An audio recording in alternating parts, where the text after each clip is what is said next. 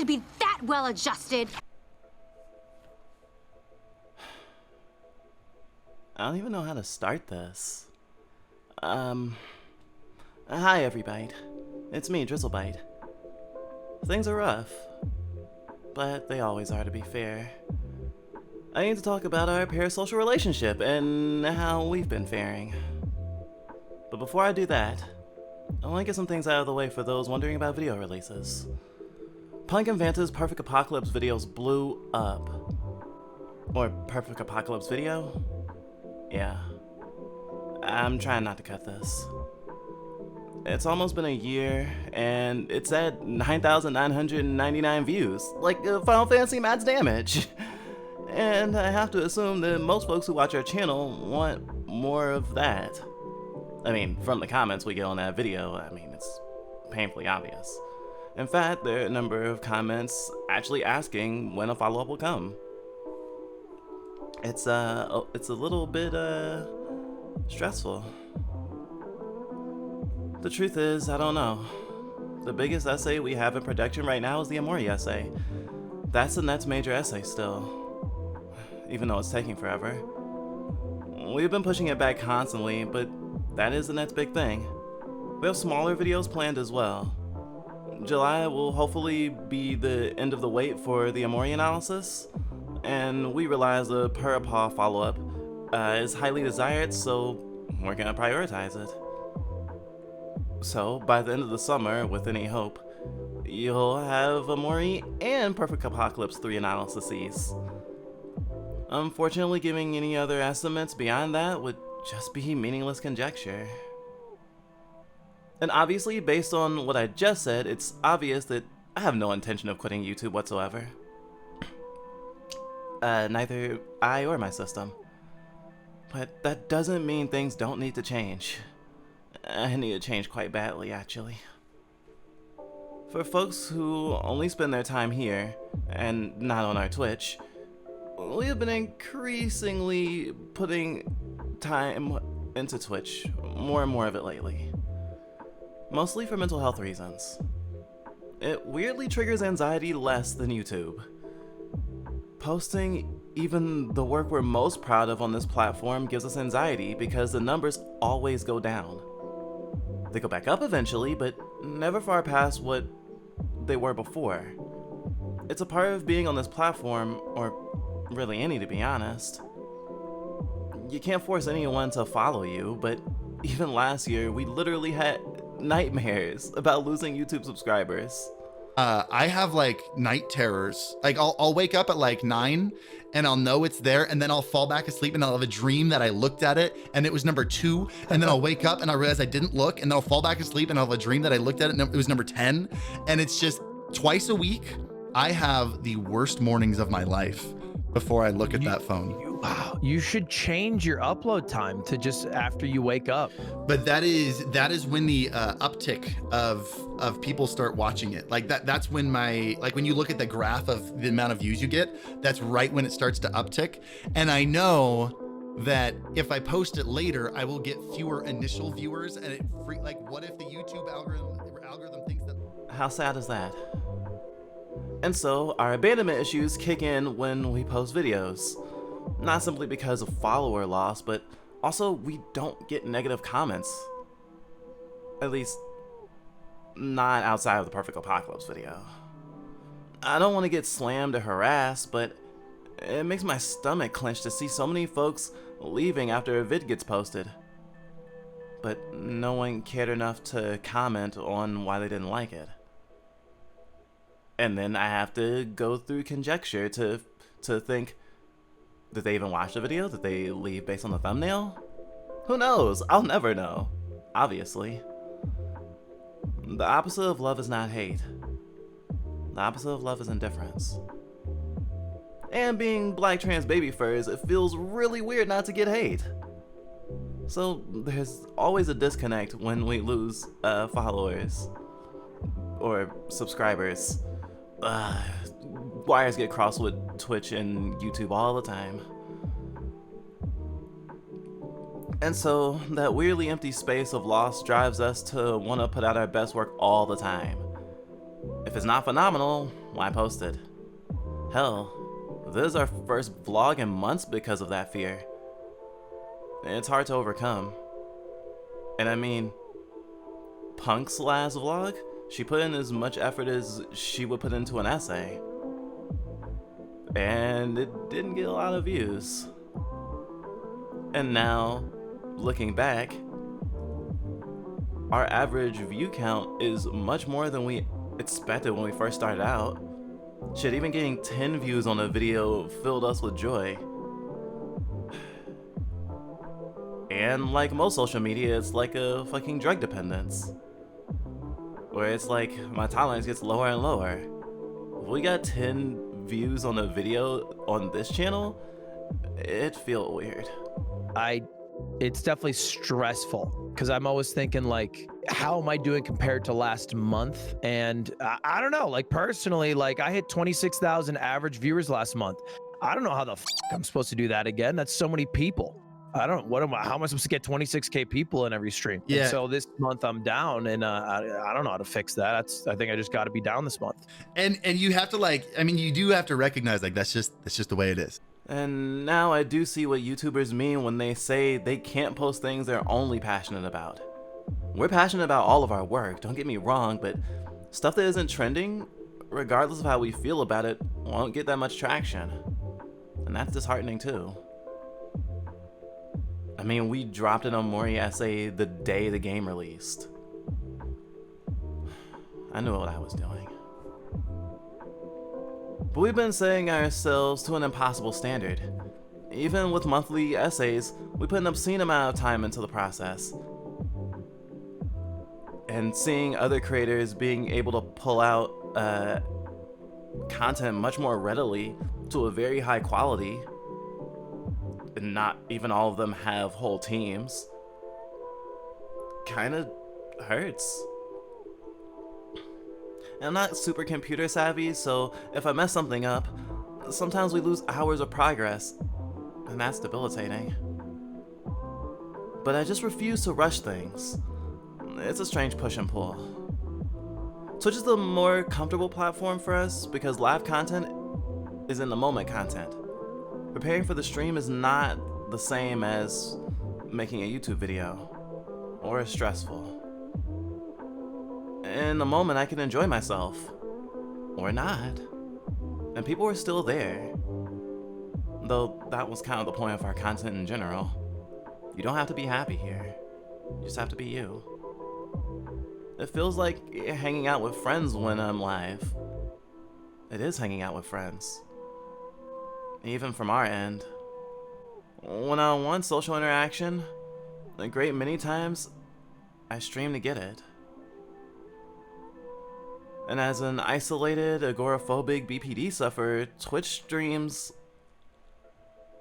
have kept me alive, if I'm being completely honest. The suicide essay that we did last month, we had planned for over a year. We didn't know what form it would take, but we knew we would do one. And we didn't think we'd be around long enough after posting it that it wouldn't matter how many views that got. When we first became full-time content bites, we numbered our days.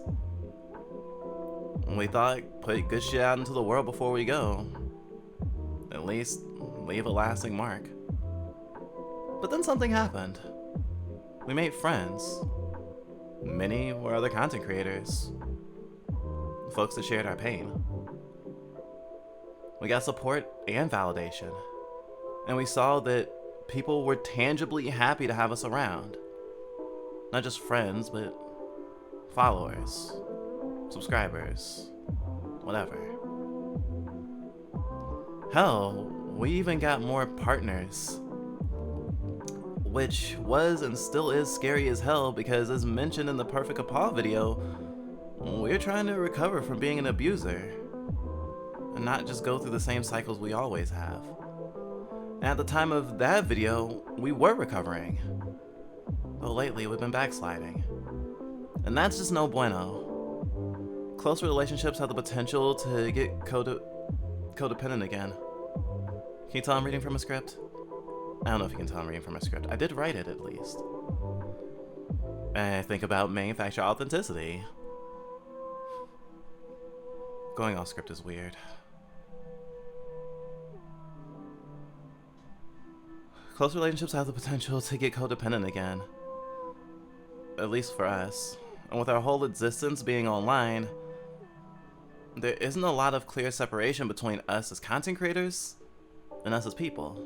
When I talk to friends and family about this, the way I explain it is, I want you to imagine that, let's say you're in high school, and imagine someone came up to you and said, I'm going to pay you $100 for every friend that you make. $100 a week for every friend that you have.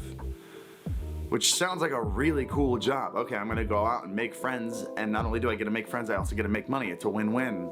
And so you go out, and the first week you make 2 friends, and you have 2 friends that you start hanging out with, and the end of the week you get paid $200, which is really cool.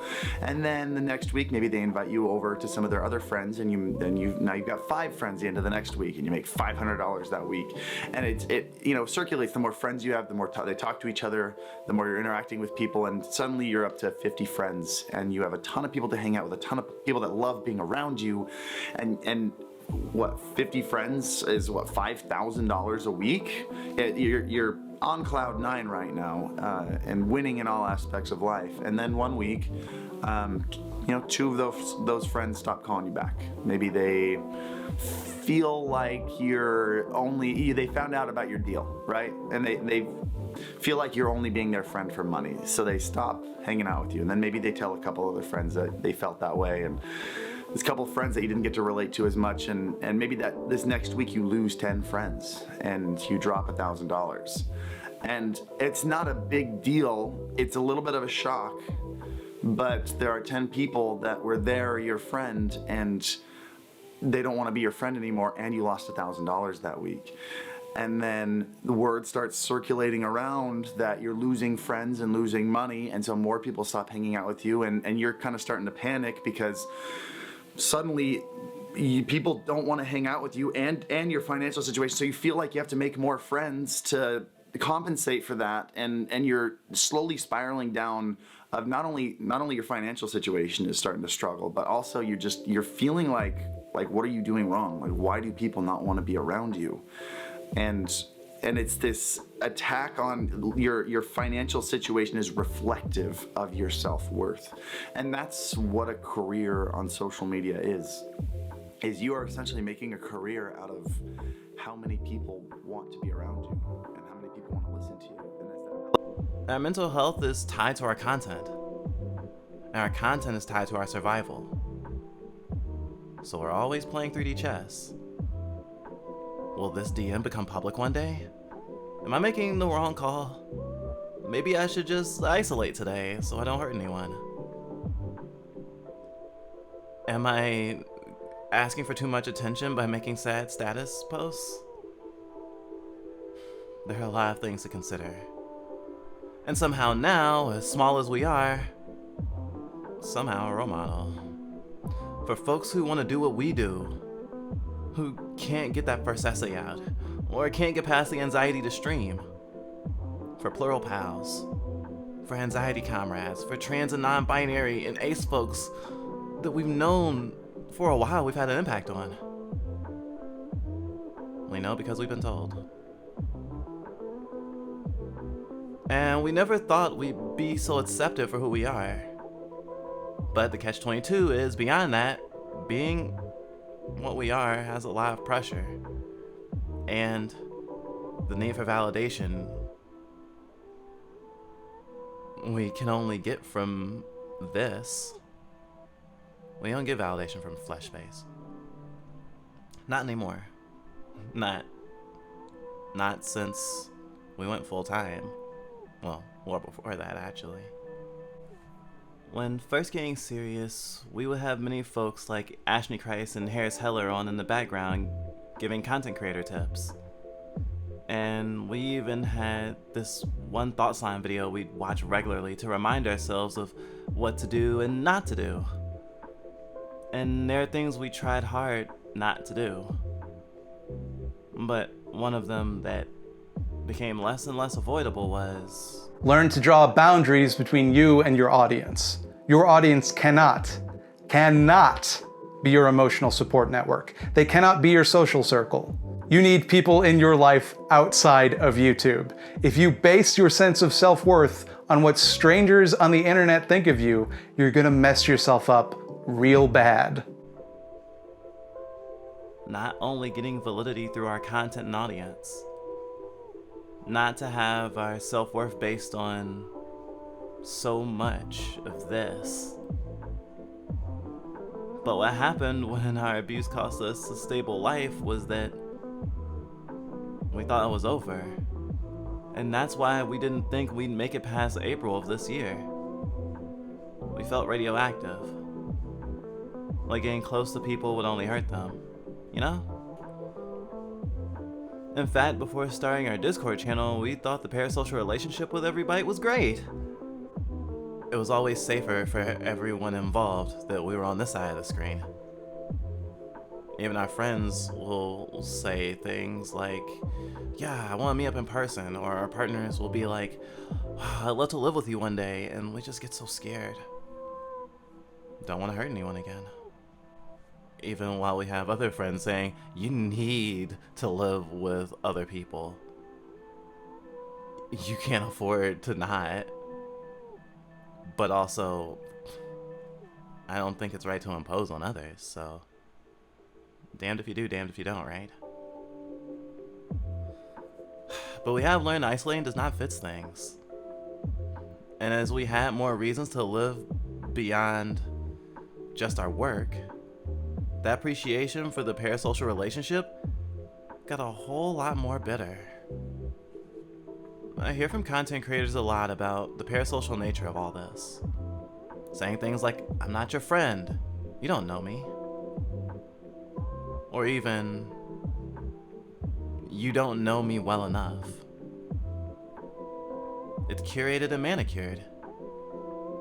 But we try to be as authentic as possible. But again, I'm reading from a fucking script, so I can't be completely honest, though for anyone who watches our streams, you know we get flustered and trip over our words sometimes. Like, it's hard to be well spoken when you're under a lot of anxiety. Being such a small creator makes it feel so intimate from our end too. The parasocial relationship is seen very negatively, and in most cases it is. And there are positive things folks get out of it. When you're small, you got two guys in your chat, and that's their name, just repeating over and over and over again. So whether you want to or not, you could be like, yo chat, what do you think? But it's those two guys, you're reading their names over and over again. You're going to eventually see them as like, yeah, that's that guy. Gamer57, that's him. I'm slowly starting to get to know him. With smaller streams, it feels more like a group of people hanging out rather than just getting lost in the abyss of walls and stuff, mostly. But I'm a really, I feel cozy person when it comes to my stream, and I'm open and honest, and I think people really like that. Like, I'm not putting on an act, I'm just an exaggerated version of myself. Kazooie Girl and Bobber WCC are both smaller streamers with active communities. By talking to them and their viewers, I got the sense that they were using the site with a mutual interest in forming meaningful relationships within these live streaming communities. It's a great way to meet friends, but not actually like be stuck there if it's an awkward situation. So it's like almost a social outlet for you, sounds like. Oh yeah, I stay in my room like 24/7. Even us. We try not to be disillusioned. I've legit had meltdowns on stream. A new headmate even popped up that was a response to all the stress and confusion and feeling like it only existed for content. Or that we only existed for content. You might know that headmate is Glitch. How have you been today? We're gonna start a beautiful morning with with much more adorableness. We're all here. It's me and Punkbite and Duskbite. And we're all gonna bring you so much happiness because that's what streamers are for, right? Streamers and content creators are for bringing you happiness and making you forget about the mean old world. We don't want to remind you about all the bad things that happen or all the horrible things that you'll never be able to stop, like the death of your loved ones or the loss of your sanity. Oh, sorry everybody, that was weird.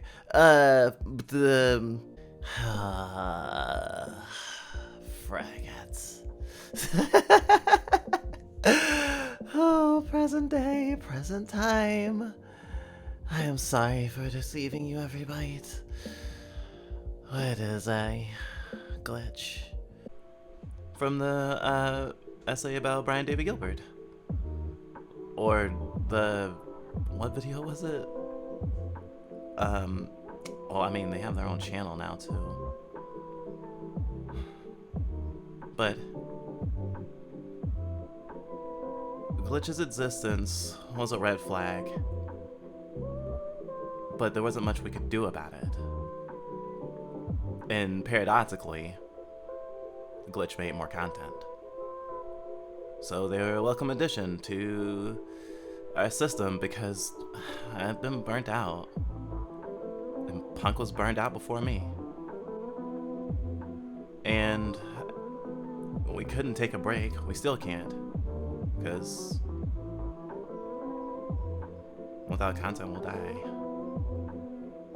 Our content is our Eva. I don't know what we would do without it. I don't know what happens after the 13th angel. It's not hyperbole to say we kind of retreated into the internet because Fleshbase brought us a lot of pain. And the bridges we burned and the pain we earned definitely made it a hard pill to swallow, but at least we could meet people we never would have otherwise and form bonds we didn't want to lose.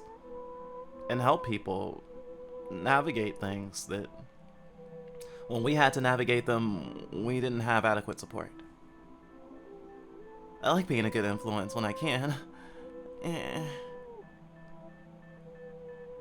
We do all our editing and writing ourselves. Oh shit, I skipped a paragraph. Silly me.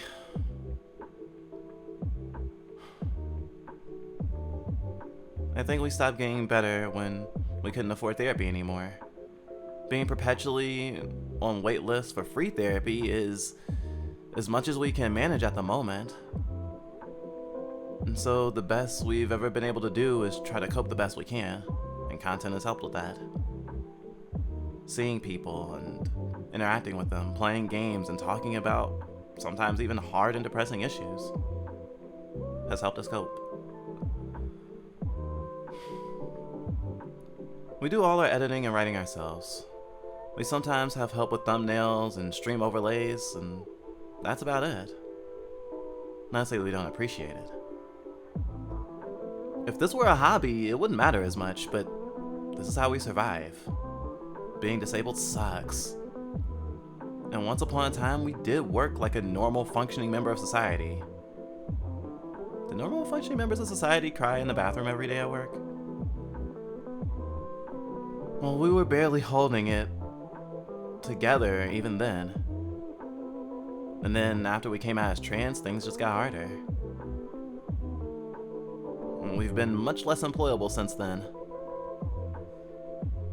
And it seems that it'll never get better sometimes. And with our autism undiagnosed, getting accommodations at work was a nightmare. Do you have proof? And we've been told getting a day job, even just one to do from home, would, help us out. By people who have our best interests at heart, even. But even pre-pandemic, we really couldn't get stuff like that. And we tried.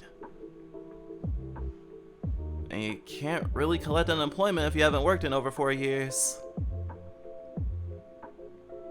But I don't have to tell you all this. Chances are, if you're watching our content, then you probably are disabled in some way or know someone who is.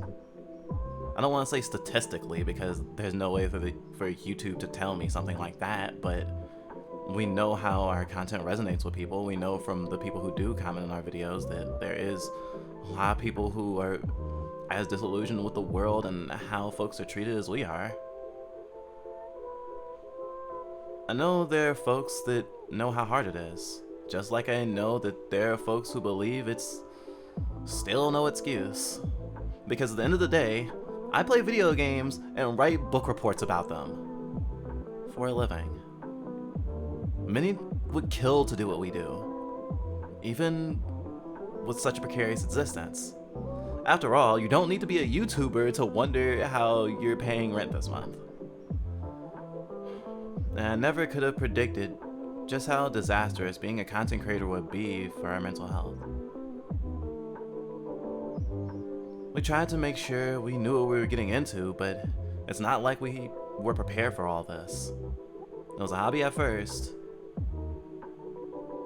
and then it became our whole life. One day, it just became the only thing we thought we could do. And once upon a time, a friend was supporting us. And that's who funded most of our equipment and paid for our rent for some time, but eventually, it was all gone. And we were on our own. Well, not completely on our own because we had all of you.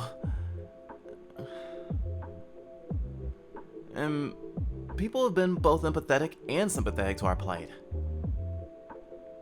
And of course, sometimes we even get tips where we're told, keeping you alive means I get more content. It's better than a Netflix subscription. And I mean, no amount of that sentiment making me squirm will make me not appreciate it.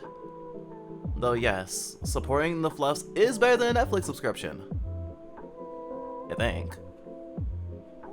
But hey, I'm biased. Or am I based? And the worst part of it is, I don't feel I earned it. That we earned it. And surprisingly, not because of...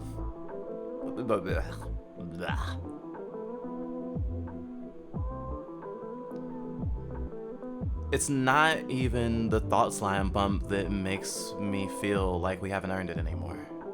I think I'm at a point where I don't feel insecure about it. Because I put eyes on us, but our content is what made folks stay. Especially with the Purr Apaw vid being so well regarded. A video that we thought no one would like. Because it was wrapped up in so many things about us that we felt ashamed about. And that was a video that has done the most well. And now we're on a journey to surpass that video, as it's still our magnum opus. A video that I did not participate in. It's not mine, it's Punkbytes and Infanabytes. Ever since I got room on the channel, ever since I took up the mantle as front bab Fluff, I felt like I was given a gift. One day, it was like I woke up and there was all this love and support and adoration. And my headmates earned that, and not me. At least at first. Because especially through Twitch, folks have gotten to know me. But then it's like, do they really know me? But it feels like an inversion. Whereas a lot of creators say that, you know, you don't know me in flesh space, so you don't know me at all, or you don't know enough of me to really know me. The people we cohabitate with, technically, our roommates, they don't know us. They don't know that we're a system. They don't know most of the stuff we go through. We don't feel comfortable sharing our content with them, to be honest. And not just because of the age play. We're all working on different essays, by the way, which is why essays are so hard to come out. because we are more individuals than we've ever been through our content and through our sonas. Because we all want a voice. We don't like flesh-based because almost no one sees us for us. They see us for me. And I don't like that. Here online, we get to be seen as individuals. At least, by most people. And we never want to lose that.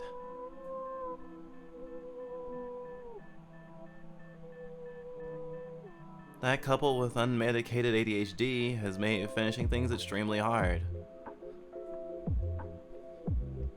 And we've been spinning our wheels a lot. And we don't have a solution to the parasocial tension because taking a break will cost us money and isolate us. This isn't an essay. Or is it? What's the difference? There can't be a music swell to communicate things will be alright. That's life, everybody. Though I do have music playing.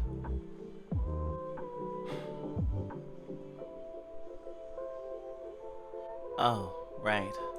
There was something I forgot to mention that I really didn't want to neglect. I'm not special. At least not in the way that I'm suffering. I want to say that in knowing other content creators, getting to know them more intimately than I obviously would have if I was not a content creator myself, I'm scared for those people, not just the ones that I know, but content creators in general, folks that do hang off of the emotional validation and financial support of their audiences. I know folks who are struggling with depression and suicide. I even saw a stream of someone very important to me that I thought was going to be their last stream. Thinking of Ludwig again. It didn't end up that way, but it was scary. Scary thinking how ubiquitous this all is, all this pain. And it's not like audiences don't know. People talk about it. But there was one thing that I remember being said of during that stream that I watched. Something that I can't get off my mind. It was that you have to be happy. And the people in that audience said, no, you can be however you want. And I mean, obviously, we are streamers that will stream even more upset. And yet I knew that there was truth to this because it's not just existing. And this was the VTuber community specifically, but it's no different than the YouTuber community, for example. Being entertaining is the top priority in a lot of senses because you need to expand your audience. You always have to think about your reach. Content creators are like little companies. And when we take on at least some of the trappings of those companies, of capitalism, that means the bottom line. Because at the end of the day, it's not necessarily the audience that you already have, but gaining a bigger audience because everyone wants the numbers to go up. And it's not just this primal need to see the numbers go up, it's also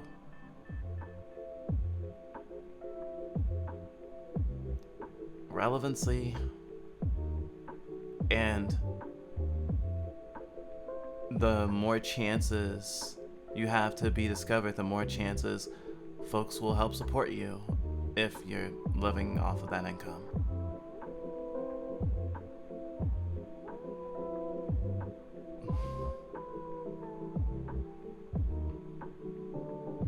And I even talked to a content creator that I know personally recently who felt weird about getting money from their audience, felt that it doesn't feel the same as working a 9-to-5 job. And I agree that it's not, because you feel like you're taking, that it's just a bunch of people giving you money as a gift that they worked hard for. And it alienates you from your labor in a weird way.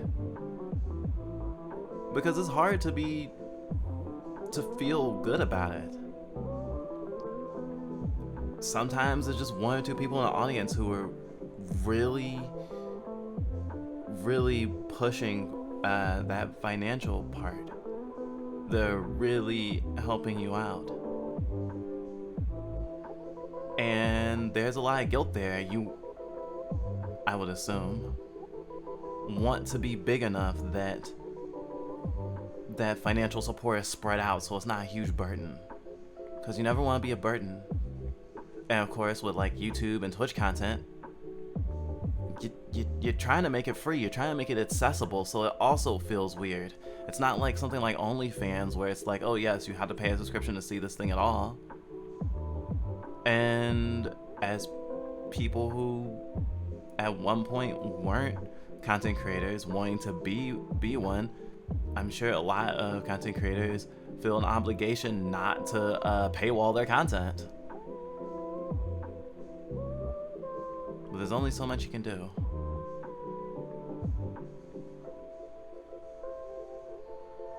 And you feel forced into a box that you can only say certain things, which is kind of reflective of my whole, yes, whenever we post a video, regardless, eventually we lose subs on YouTube.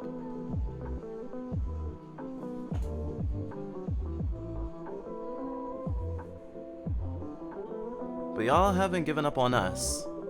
And despite everything, not only do we not want to give up on you, but I desperately want to live, and we desperately want to get better. And all this during the month of Pride, where companies tell us we're valid and buy their shit. Where folks are arguing for the existence of what's seen as a fetish at Pride, and of course, fetish at Pride. And seeing so many folks come out and be happy. It's weird. I'm baby, but I'm a trans elder too. We've been on hormones for like 6 years? 7 in December. Wow, time flies. And yet I don't feel particularly prideful. Mostly just lost. Oh, perfect time to mention pronouns, because I use she and they, but I also use they pronouns too now. Happy Pride! I will be taking a hiatus, but Fluffbyte won't. Just Drizzle. Though, I will still be doing essay stuff sometimes, especially for the Omori essay, because that one's mine. And although I can get help with it from my headmates, it's based a lot on my perspective and not theirs. Though Dusk and Punk did play it with me, so they'll probably be very much in that essay as well. I need to rest. And weirdly, being a system actually makes that possible. Lucky me. Punkbite needed a break too at one point. It was the second part of The Last of Us 2 essay that broke her. And then actually a month or two ago, I don't think we mentioned this to anyone, but we had to move files around and it broke the files for The Last of Us 2 Part 2 video. And so we came to the point of we have to either start from scratch or use what we have posted on Patreon as the first part from like months ago, and then just abruptly switch to, you know, our current sonas and our current way of doing things, it's weird. Another video we don't know what to do with.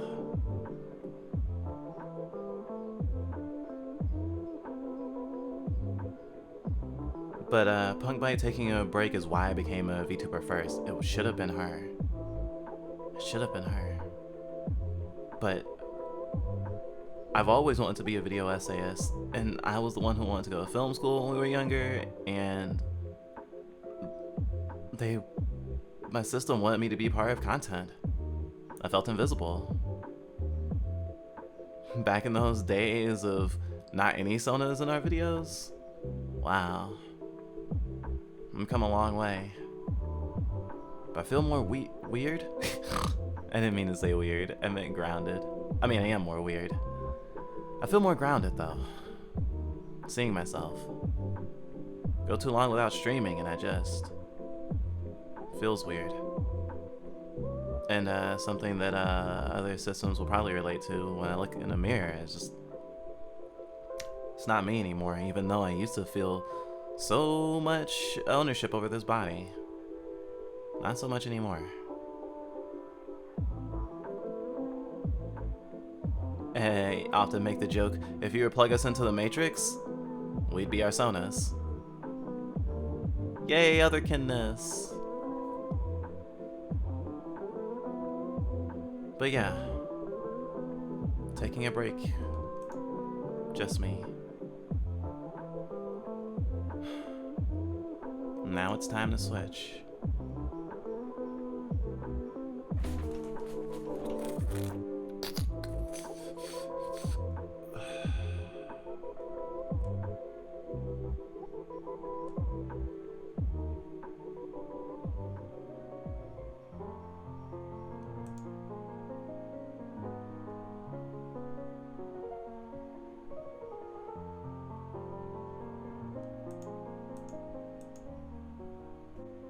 Huh?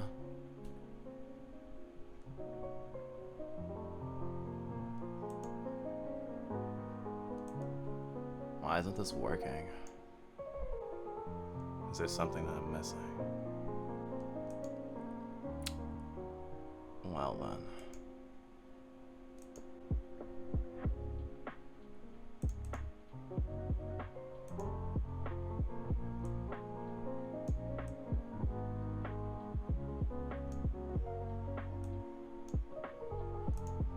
So yeah, we usually have a thing set up that we use for streams and stuff that we're using right now that makes my head bob up and down when I talk. Don't know why that didn't happen this time. We suck at technology. Who knew? Anyway, back to this dumbass script. Hi everybody, I am Duskbite. Nice to meet ya. I'm here to wrap this video up. I'm the new host of Fluffbyte Presents. Drizzle will be around, but much less so. In July, dog willing, I'm making my VTuber debut. After that, it'll be official. This month is the transitionary phase. Essays will still run the gambit on which fluff hosts, as each essay has a particular fluff behind it. But I'll strive to post more of something, I suppose. I've mostly helped other folks with essays than actually having my own. So it might be easier for me to make smaller, more bite-sized content. But who knows, just like many YouTubers, a 15 or 30 minute video somehow balloons out into an hour, very easily for us. We'll be posting less Let's Plays than in the past, as we have a channel for more of that content now. Follow if you desire. Though you will get a few here as well that we're particularly proud of. Or especially one-shots of like indie games or indie game demos. You know, the stuff we tend to post for Let's Plays already. Oh. For folks who may not have seen me in other videos yet, I'm Dusk. and I use he and they pronouns. Anyway, if you wish to support us, you know we got a Ko-fi, a Patreon, and a GoFundMe. Because this is how we live. But we also sell t-shirts now. Vloggers. Last thing to mention is we're doing the Fluffbyte Super Survival Fun Queer Game Marathon. It's a 24-hour stream on Friday, June 25th, starting at 5:30 p.m. CDT. We want to do a Pride-related charity stream, but as per our ongoing journey of paying our bills and it only happening by the skin of our teeth every month, it just didn't seem like a good use of time to raise money for queer people while we queer people are not knowing how the future's going to turn out. But we still want to give back in some way. We're doing a stream to raise money for our rent, our bills, and potentially moving. As it's Pride Month, we decided to make the stream a queer game marathon. You may know that there is an itch.io bundle right now for queer games. It's to support developers who are queer. Because, you know, queer stories usually are undervalued in society. So, we're playing games made just by queer creators. Not all of the games are from this bundle, however. We've handpicked these games, a list of which should be scrolling across the screen right now. Hope you see your favorites. But also, you can see it on Twitter. We'll be posting like an ad for it or whatever, a card. Drizzle made it look like a music poster. What do they call those things? I've never went to one. A music festival poster. It's like, oh, these are our main games. She's cute sometimes. So yeah, we want to get back to the queer community as much as we can by platforming these games. It's the least we could do. But we'll also be raffling off prizes because that's the thing that we're supposed to do. I mean, not to say that we don't want to give people incentives to watch, but it's that whole content creator thing. If you look up tips for being a better Twitch creator or whatever, you're gonna see raffling off stuff is something that people tell you to do a lot, because something about the brain and, you know, the fact that you can get something out of it makes you more likely to stay and watch. It's hard to be a content creator and not feel manipulative. Anyway, some of the things we'll be raffling off are mostly just games, like game codes from the queer games, some of the queer games we play. Or we'll be gifting people maybe a game or two on itch.io, alternatively, because I don't think you can do game codes for itch.io. Actually, I think you can, but we don't know how to do it yet. But yeah, save the date, June 25th, starting at 5:30 p.m. CDT. We hope to see you there. And if you actually made it this far, thank you, everybody.